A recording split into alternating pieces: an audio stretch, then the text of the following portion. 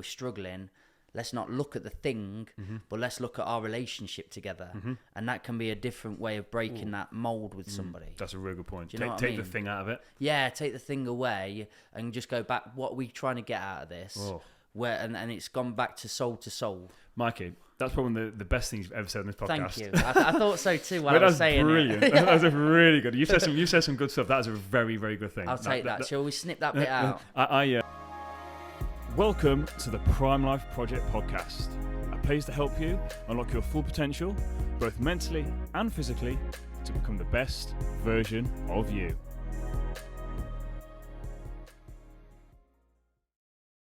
Welcome back to an episode of the Prime Life Project podcast. I'm your host, Daniel James. If you're new here, welcome. We have a few formats to the show.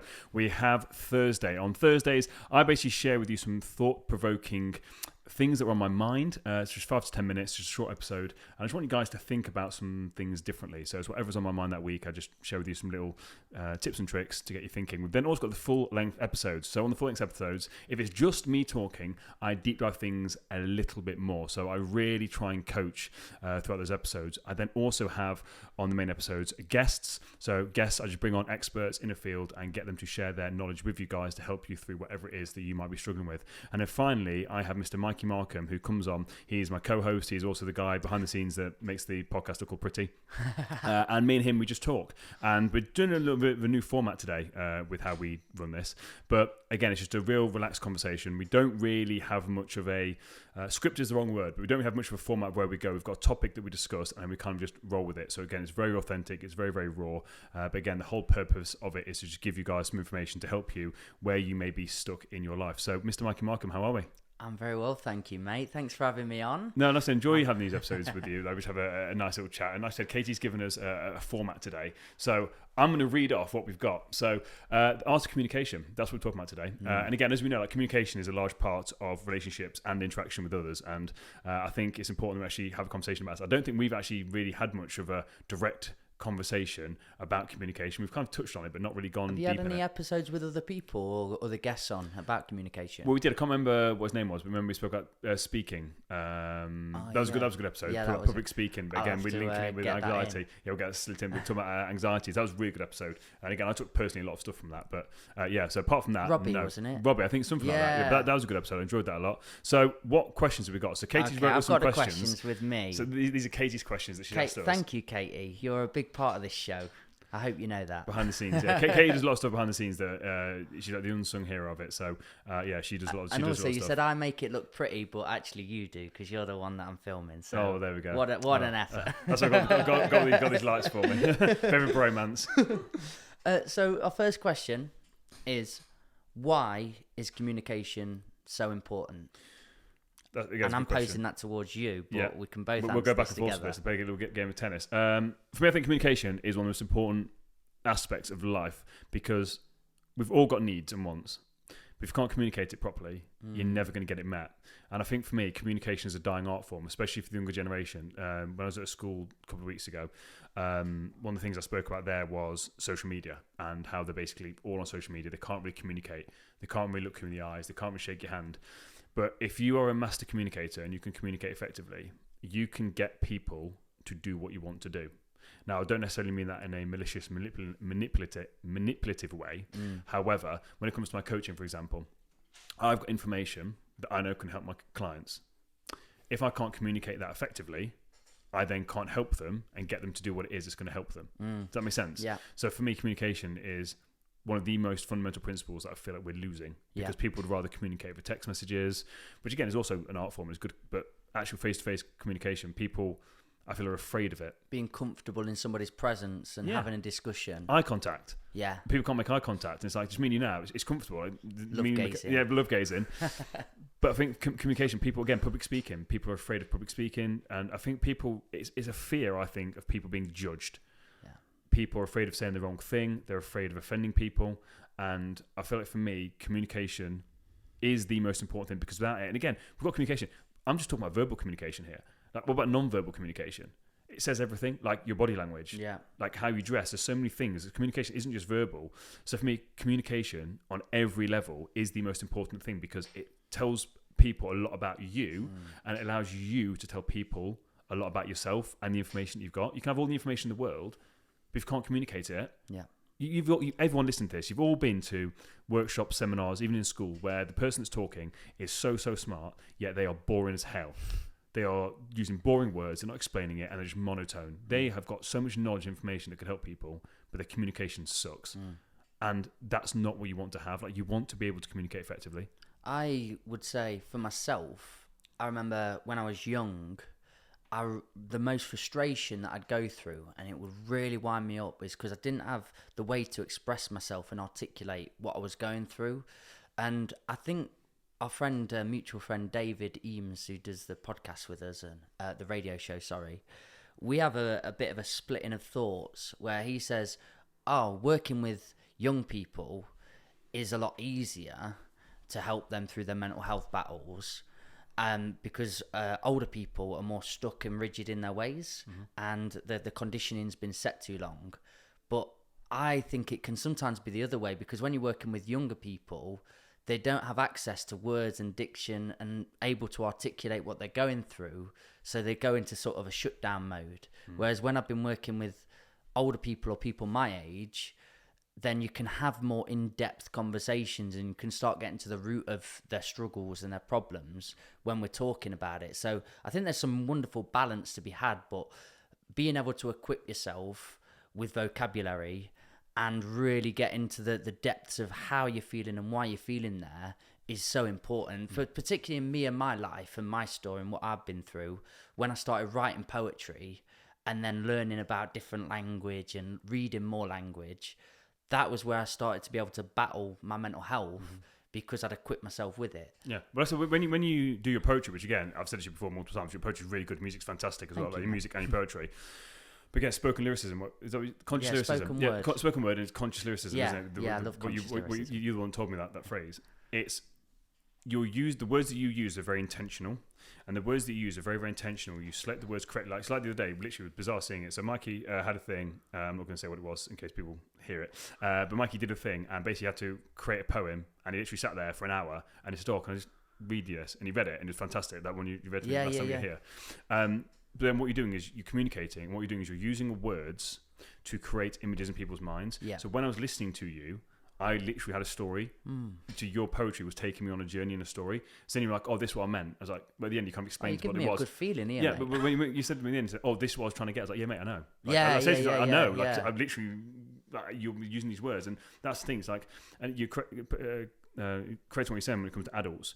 Because again, and I think David would agree with this. I know he's not here to defend himself, but he would agree with this as well. You can't help people that don't want to be helped. Yeah. So as an adult, if someone's coming to him or to me or to anybody, they are understanding that what they're doing isn't working. Yeah. So they are open to being unpicked rather than being stuck and rigid. Yeah. If I'm trying to force someone to change against their will, no matter who it is, what age, they're not going to let you in. Whereas with kids, exactly as you said there, even if they want help, they can't articulate what it is they're feeling optimally. Yeah. So like I said, you're completely right there. Like it's a lot harder to work with kids because they know they're feeling something, they can't articulate what that actually really is. And that adds to the frustration. Yeah, and then what you almost end up doing is guiding them. But then if you guide them too much, it's then what you think, not what they think. Does that make sense? And so I think kids are a lot harder. Yes, they're more pliable. They haven't had. It's not been fixed in as much. Yeah, you're unintentionally manipulating them down a path in some way to try and help them. Yeah, if they can't articulate it, you can't. You kind of got to let them say it themselves. But if they can't, like you said, they get frustrated and they can shut down. Whereas with adults, if they're wanting help, they're there for a reason. I'm not saying it's easy to do it, because again, people have therapy and it's still hard. They've still got the defences, they've still got the walls up, get that. But again, it's then the coach, the therapist, counselor, whatever it is, mentor, it's their job to, again, communicate effectively to get that person to think differently. Does that make sense? Yeah. And that's what it's all about. It's about using your communication, the art of communication, to make that person feel safe enough to actually then want to take down those walls and then start to unpick some stuff. Now again, it's harder because it's 100% harder because it's been deep rooted.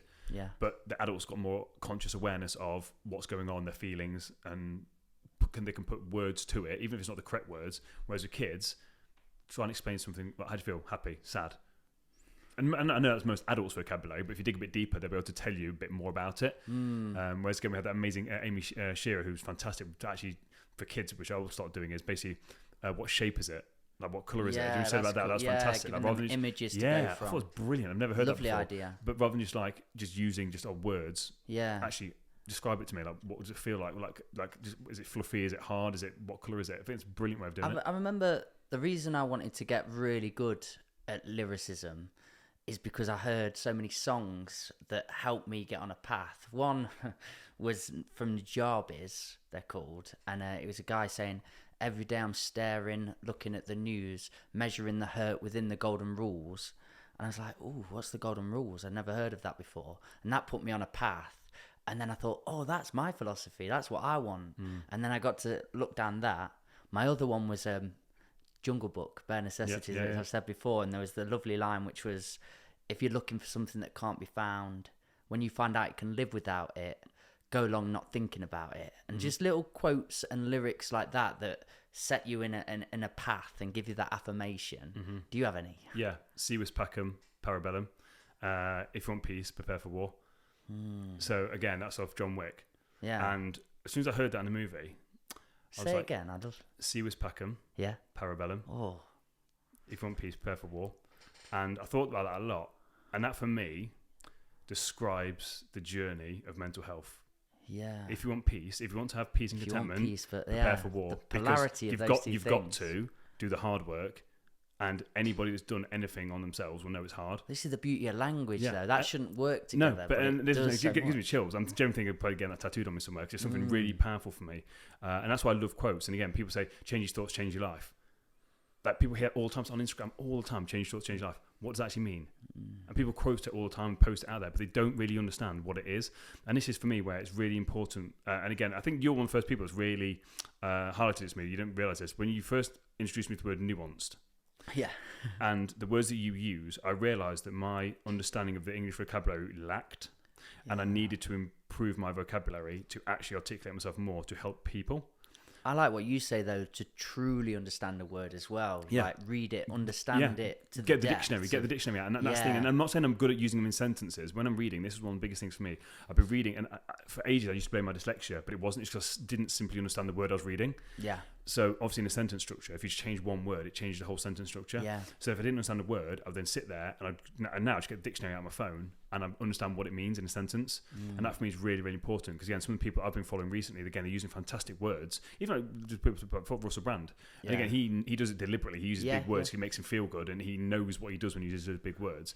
I don't agree with it in that sense. I get you. I agree with it in the sense of if you can use a word that people resonate with, like nuance, for example. Most people now kind of know that is becoming quite a popular word. If you can use that word and then explain it to people, that adds to the sentence and it can give more depth to help people. Sometimes gives you more of a full flavour to the story and gets you to the heart of a story with the right word. I remember, do you know... The heart of the story, the essence of what you're trying to say, 100%. For me, in lockdown, and like a lot of other people, I was struggling with mental health and I was doing a lot of scrolling and I was looking at PC... cultured sort of woke people and I couldn't articulate what they were making me feel and it was really winding me up because they were just saying this is what life is, this is how it is, this is what you should be. And I remember one day I read the word arbitrary. It was just a simple word really now, but I didn't know what it meant at the time. But when I looked at it I was like, well, your visions are all very arbitrary. They're not based on anything. They're just your subjective vision. It honestly alleviated all those pressures on me because I was looking at it thinking it just doesn't feel right. And then there was a word to articulate what I was thinking towards them. I was like, oh, right, it's their own subjective manner. And honestly, my whole mental health battle towards that, I could put in one word. But it's interesting. I want to pick up what you said there because you said that these people were making you feel something. Yeah. You were making you feel something. I was. But as you carried on saying it, you then said because you were thinking a certain way towards it. I needed to be able to describe it. I needed to understand what was going on in me. And then to be able to go, it's arbitrary. There is a word. It's elusive or it's whatever. I went, right, that's calmed. I get what it is now. And I could have that in a discussion. Yeah. Mate, that was question one. We go for about 15 minutes, but like I said, this is really, I'm enjoying this format already because I said it's giving us more structure. Normally we go all over the place. But and it hones into the topic a little bit more. Yeah, I do like this. What's the second one we got Katie. Number 2, what are your favourite ways of communicating with others?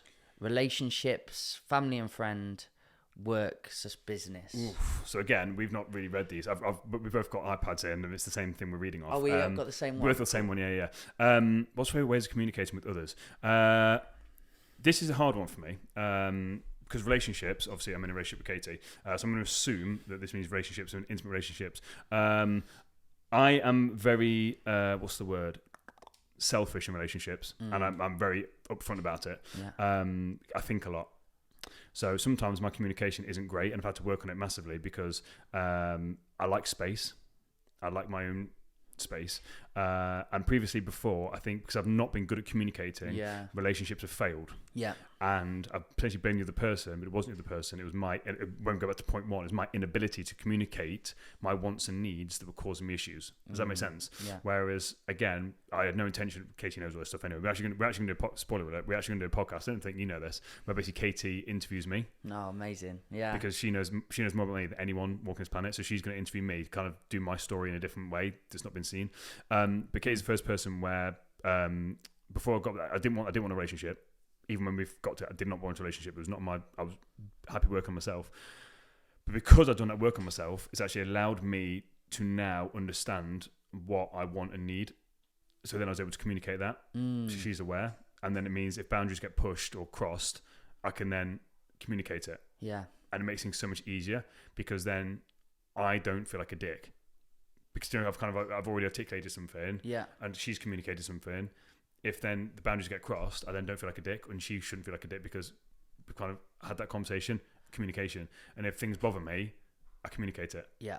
So for me here, like the question is like, what are your favourite ways of communicating in relationships? To the point. I hear you. Yeah. I don't beat around the bush. Yeah. This has bothered me because this. What can we do about it? Do you know what I mean?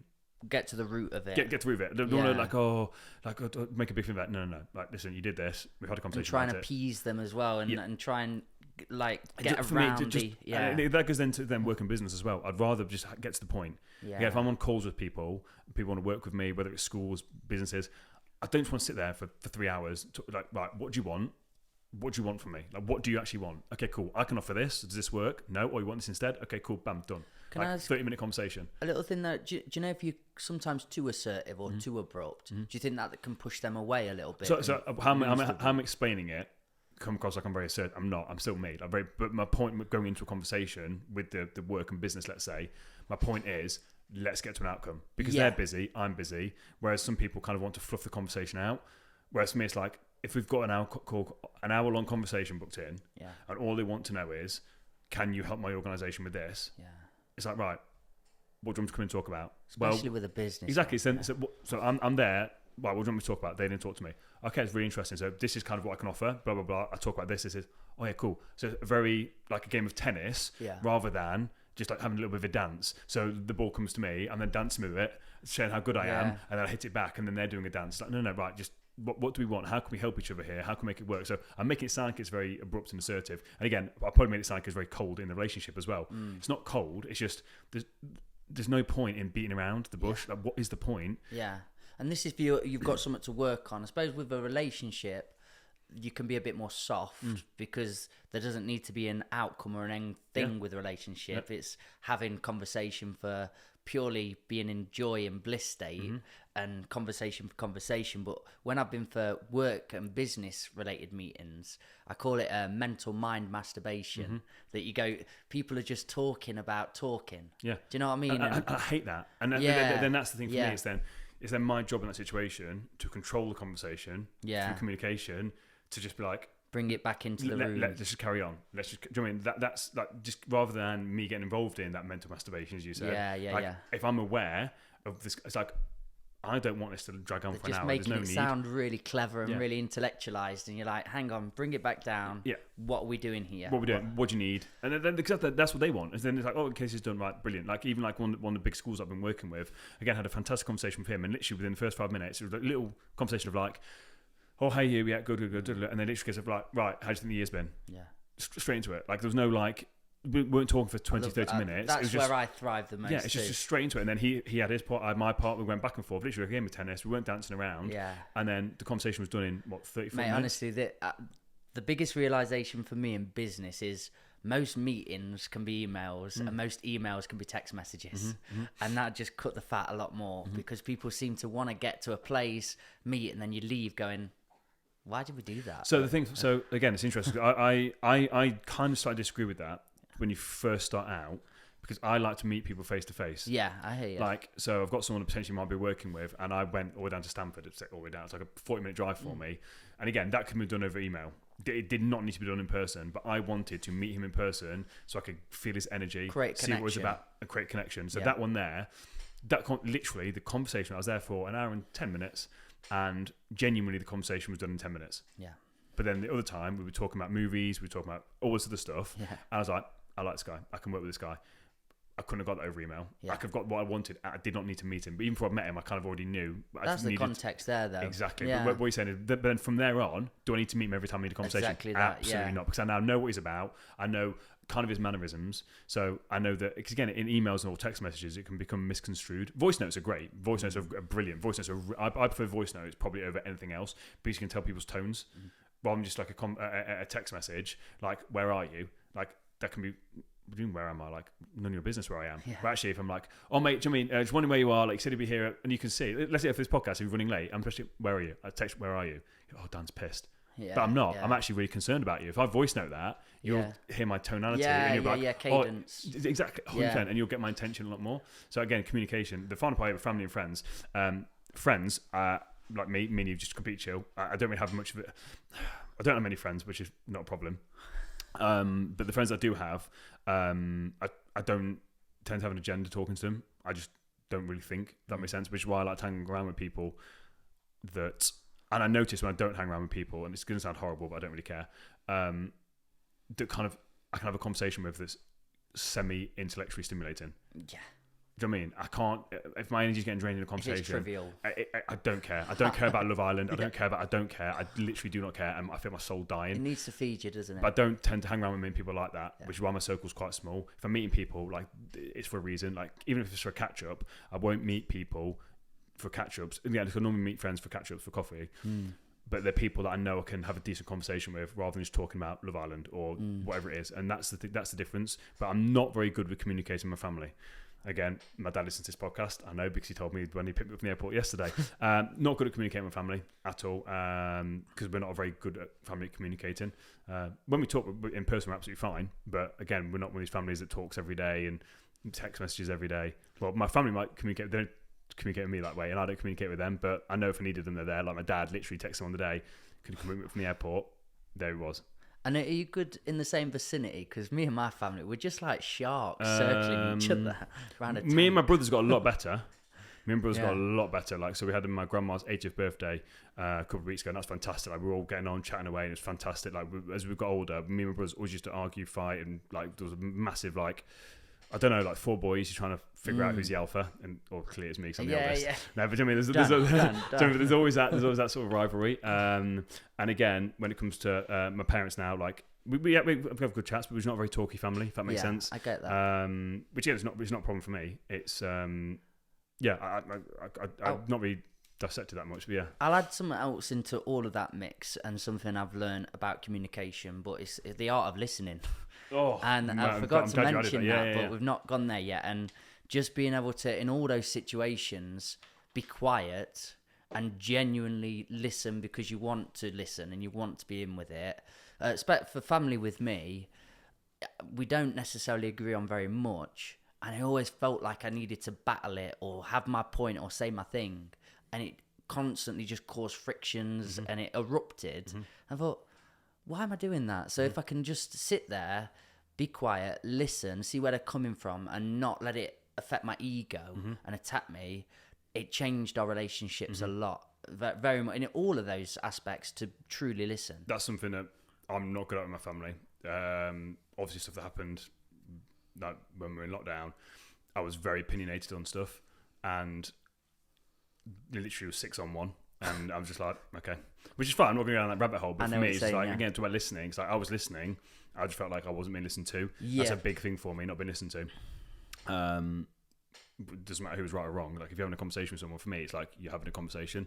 And again, yeah, that was a big thing. But listening, I think, is a very critical thing. And even in business as well. So when people are coming to me, I've got to listen to them, especially when it comes to clients. When I'm having a call with them to work with me in an initial consultation, I have to listen. What is it they actually want? Because most people think they want fat loss. When I was doing fat loss, but they don't. They want to be happy.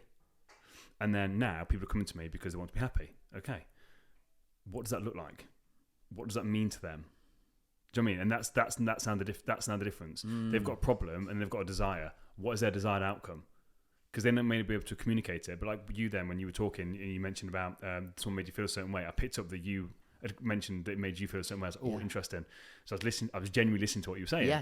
And so when people are talking, people will just talk, because especially if you get them talking about themselves, they will just talk and they'll give you the answers. That's why I love listening to podcasts. The reason why I love listening to podcasts is you get people, especially celebrities, and they love talking about themselves. So you get top-end business people or entrepreneurs or people like Russell Brand you love talking to. He loves talking. So guess what? He's going to let some gold nuggets slip. And maybe you could listen to something like, so that's how he writes such amazing stuff. But he just loves talking. And if you're not there listening to it properly, you're going to miss that golden nugget. That's why I love listening. When I'm generally listening to people that are smarter Active than me. listening. Active listening. Like, what can I pick up here? Or they mention a book name. Oh yeah, so Russell Brand may be like, oh yeah, so I've read this book and it completely changed how I use the words in sentences, and he just happens to mention it, just literally half a second. But your ears, you're looking for it, bam. You then read it and it changes your... And being in the same space as somebody, it changes the communication, because they feel an energy of they're involved in this. Absolutely. You both feel that energy together and you go on a journey, rather than I've been this person before as well, but just waiting for that person to finish to go. It isn't a true conversation. No. So that active listening and really engaging in the conversation is a great way of changing your communication. Well, that's why if everyone ever watches it on the podcast, because it depends Mike how he edits it, you'll see me take notes. So when the guest is talking, I quickly take a note so I can carry on listening but not lose my thought, because I'll say something and I know that I'm so busy listening to what they're saying, I'll forget that point. But I'm thinking of a listener listening. I've noticed a few people do that now. It's a good tip. I'll just take some notes. I can't. I'm still paying attention to what they're saying, but I'm so paying attention. I have to. I need to quickly get that. Literally, just a word, and literally a word, and I circle it. So I'll go back to it to carry on the conversation. Do you always go back to it, or do you let it go? Depends. Let it go if it's not relevant. But like, you hear me sometimes. I'll be like, oh, can we loop back here? Because I'll just say something that's just, that was really interesting. But again, as I said to you before, because there was that. People don't also know this. When the conversation is over, Mikey gets to speak to the guest on like ask any questions, and the one with what's his face, the wingman, Richard Schroeder.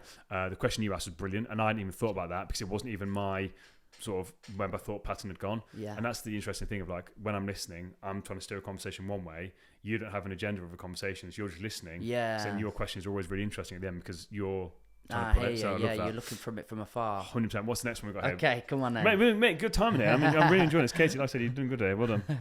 What's the best way to handle communication breakdowns? Ooh, that's a good question. That's a very good question. Depends on what context and if it can be fixed. Sometimes it can't. And this is something, again, when I left the gym that I was last working with, because the communication, the other person just did not want to listen. And they'd already made their mind up, and there was nothing I could have said or done that would have changed that. So there was nothing I could have done for my communication. The damage had already been done. So I think sometimes you've got to know it's too far gone.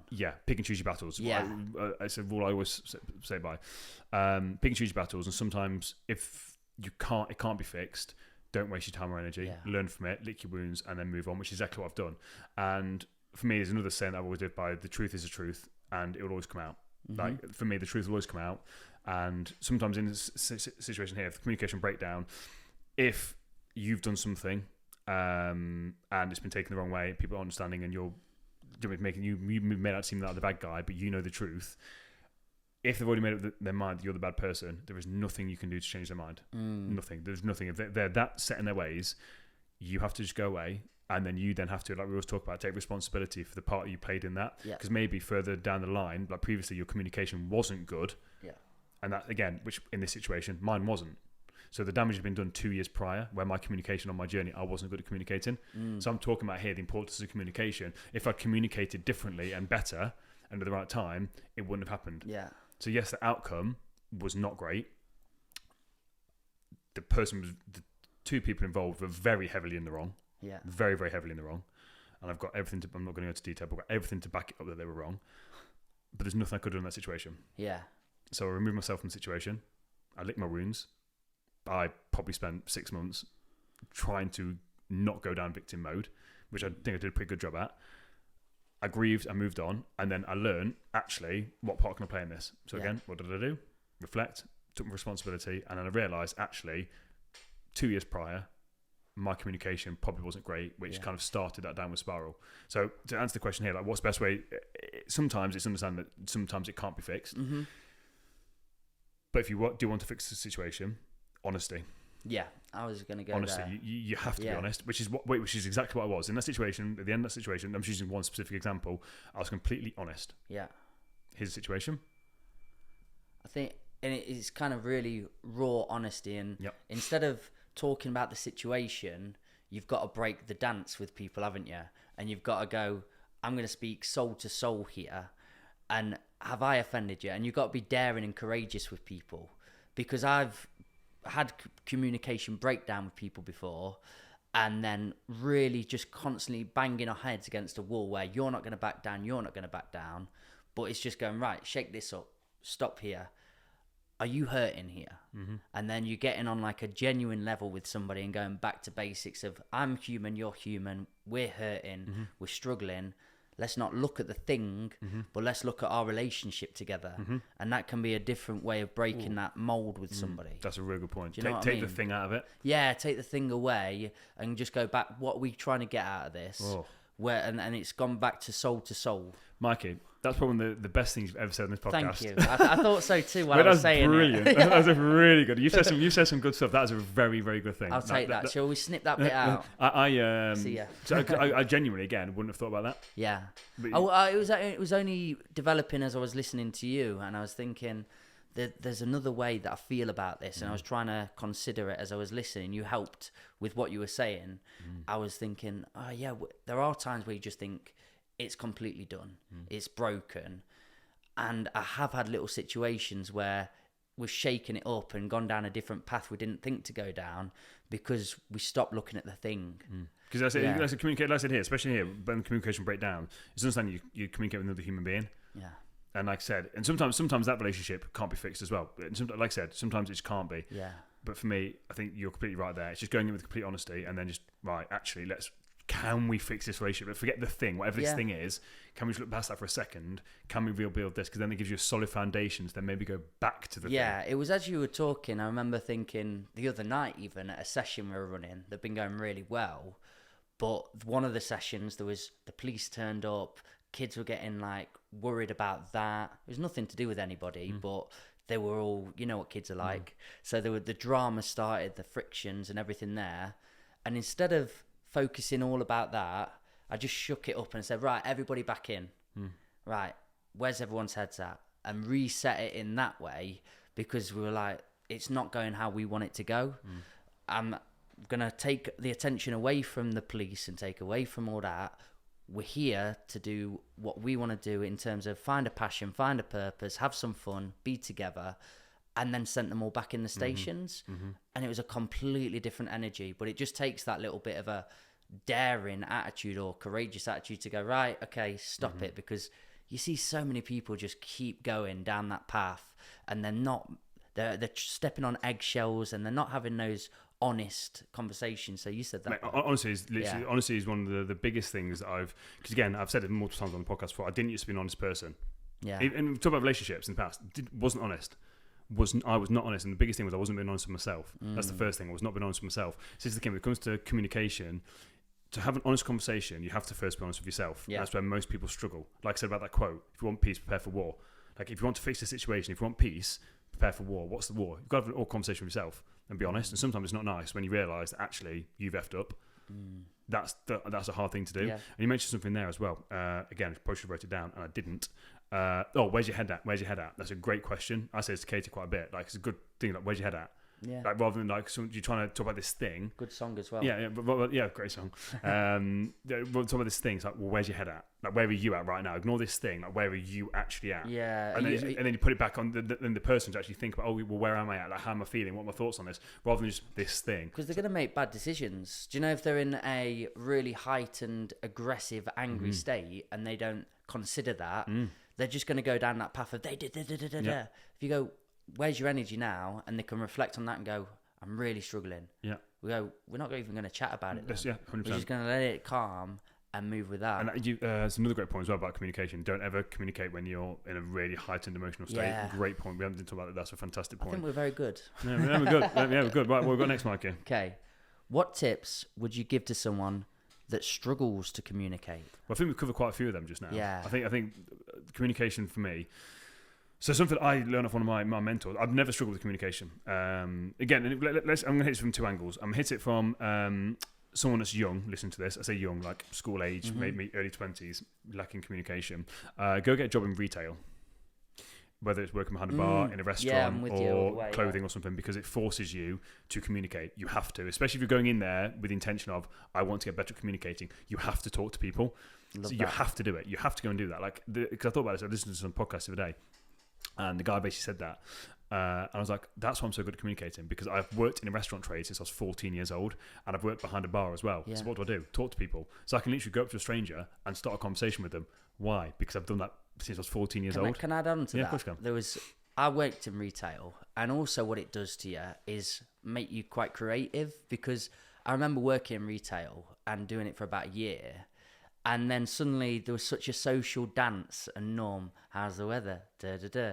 And you just all knew this tone, and I got so bored of it. And I think that's where some people's mental health and struggle comes from, is they're getting this mundane plateau.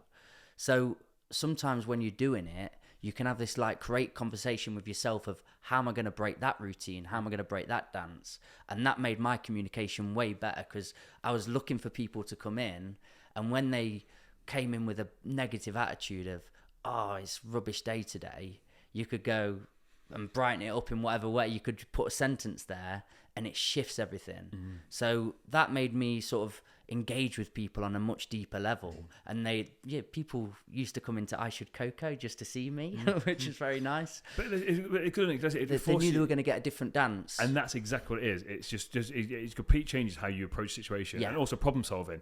Some people are coming to you and they're very aggressive. You can't then be aggressive back because you can get fired. So what happens is you then have to sit, take someone's abuse, and then think, right, what are they actually, again, communication. What is this person actually saying to me? And is there any truth in that? So if someone's coming at you and they're like, well, blah, blah, blah, blah. Okay. So they're basically going, this steak's not medium rare. What is there any truth in what they're saying? Looking at it's very well done. Yeah, okay. Like, with you. Okay, but then you then can empathise with them. I completely understand. Like, and then again, you then have that conversation with them. You calm them down, get them to a good place, and then you solve the problem. Yeah. Where actually, if it is medium rare, it's they're bleeding. Okay, so then there's no truth in what they're saying. Right? How do you then handle that? Yeah. Because they say the customer's always right. Well, they're not always right. Because sometimes the truth is the truth, whether they like it or not. Yeah. Then you can't go back to them like that. It then gets you to be a bit creative. So that'd be the first thing I say when it comes to someone's strong communication. The second thing is, which again was what this other person said, is if you're an adult right now, let's say you're struggling with communication, this is what he did.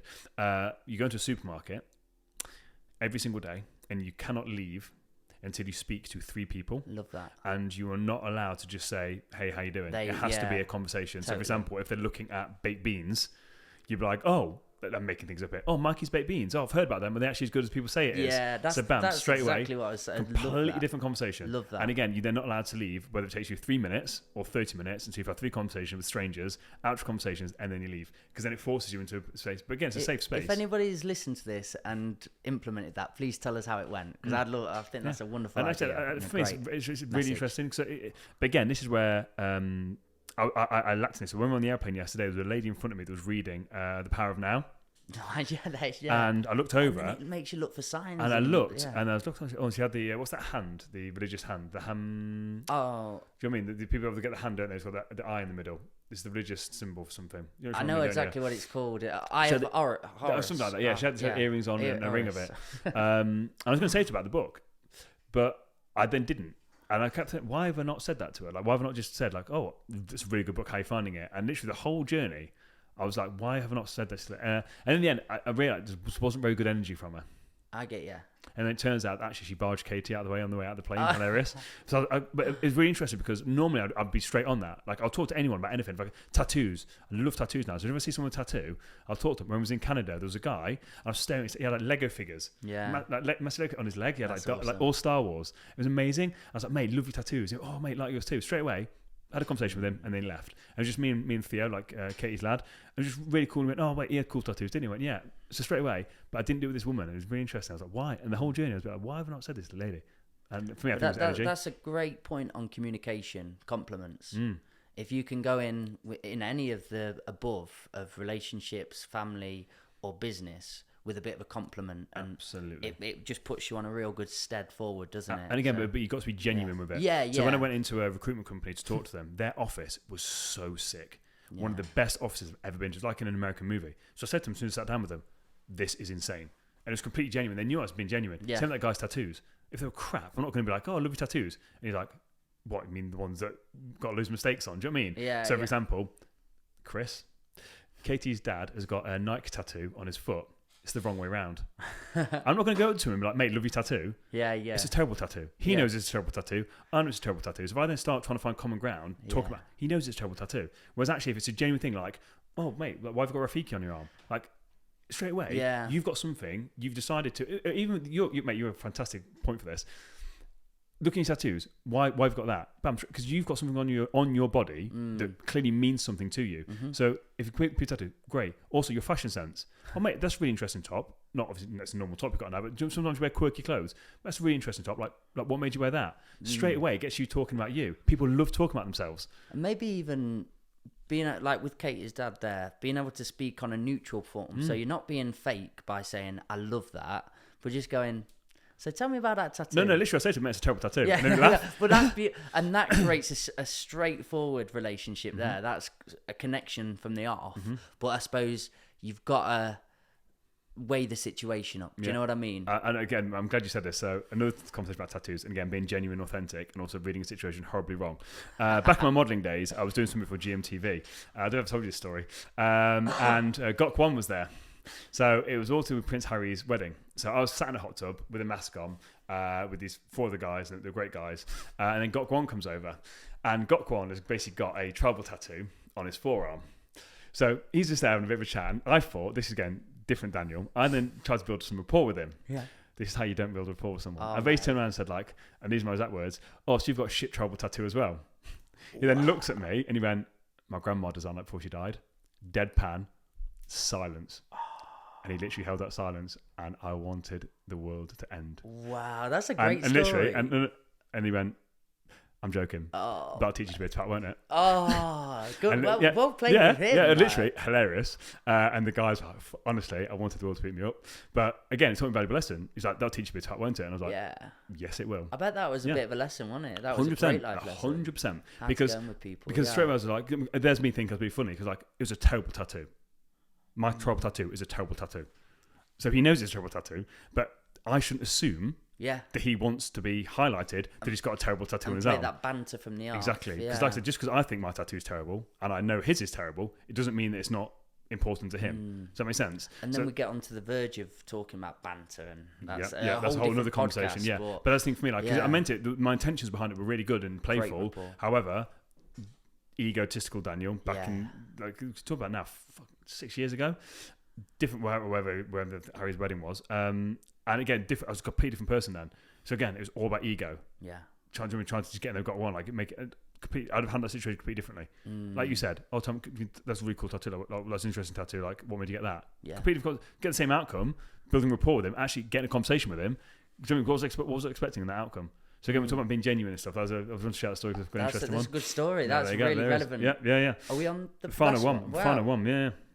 Finally, are you a good communicator? I would say yes, but it's still a work in progress. Like you can always get better. I don't think you can ever master communicating, but I'd like to think on the grand scale of things, I would say I'm a decent communicator. I'm a decent communicator. I can stand up on stage, communicate my point effectively. I'm very good at doing that, doing the podcast. but I feel like I've definitely got a long way to go, and I don't think communication is ever anything that you can master. I think it evolves as you evolve. Yeah. Does that make sense? Yeah, completely. Yeah. But say for me, it's depending on the day and the space that I'm in. Oh, yeah. And I think what I need to start doing more is being aware of that, because I know when I'm in my best frame of mind, I can smile just because I feel like smiling. There's a smile in my eyes at times. I feel good. And my cadence, the tone that we're talking about, is of a calmer, happier, kinder nature. But on the days I'm unaware and I'm feeling prickly, I know I put people off, and I know I can't communicate properly. So just by being able to shift back into that awareness and be like, I want to make rapport. I want to make Dan feel good. I want to make Katie feel good. I want the people around me to feel good. Can shift that tonality and can shift that. Just smile, and it brings your reality better. So you're doing it for yourself as well in some way. It's not faking it all, but it's just being mindful of where am I at today? Like we've said in the podcast, let's bring it back to what I want out of today, and that's creating good connections. It's really interesting you said that, because I think I'm very good at. I'm normally, and again, Katie can attest to this. I'm normally the same. It's very rare for me to be like. I'm very good at being consistent. Yeah, very consistent. I've ever actually felt a day where I was like very consistent. So even if I'm having a bad day, I'm very good at still communicating the same. And even if it's like going to schools, whatever it is, I'm very, very good at that. That's one superpower of mine is that. However, Katie will then see me on days where I am very short. I'm tired. Yeah. I'm just short. And again, it's different. Like, say, for example, I conserve energy is what I call it. So let's say I've got things for work. I will then, and again, this is where I say sometimes I'm selfish, because I will then not talk to Katie as much, or I won't want to talk as much. I'll be very, very short because like I've got a podcast later. Yeah. Does that make sense? Yeah. It's just like, I'm struggling today with my energy or my mental health. I've got this thing to do later. So, do you know what I mean? That's important. Not saying the relationship's not important, but for me, I'm just happy not saying anything. Does that make sense? I suppose the thing that helps you there is the fact that you can communicate that, though. Exactly. So it kind of brings it all full circle. Yeah. I'm really glad you said that, because again, when, like I said, for mental health, I do notice that when I'm very, very tired, and I've said it from numerous times on this podcast, when I struggle with sleep, my mental health does take a nosedive, and I notice I've become a lot shorter, and I just can't be asked people's BS. And I just won't even entertain talking to people. So people will know, oh, you're feeling tired. And they'll know because I've got quiet. I just won't want to talk. I just won't even want to entertain the conversation. Yeah. But when I'm actually doing what I need to do, talking to clients, doing check-ins, podcast, public speaking to friends, I will be on a level. Does that make sense? Yeah. But then there's that whole thing about the social battery as well. So the longer I'm at doing socialising, the less I'll talk towards the end of the night, because my social battery has been drained. And people seem to think I'm an extrovert. I'm not. I'm a massive introvert. Yeah. That was again forced to be an extrovert through working in retail, or in the retail industry, like the whether it's bars and stuff. So been an interesting conversation, Mike. I've enjoyed it a lot. I've loved it. Mate, yeah, great. Where can people find out more information about you? I am Rhythmical Mike, and that is at the Old Farm Bus. On Instagram, on Instagram. I'll get you to pop on it all up. this stuff. And again, don't forget, if you took any value from today's episode, don't forget to like and share it with a friend. If you're on YouTube, don't forget to hit that subscribe button so you don't miss any of the future episodes. And again, if you are on Apple Podcast or Spotify, don't forget to give us a follow as well. My Instagram is Daniel_James_coaching. Until next time, take it easy. Peace.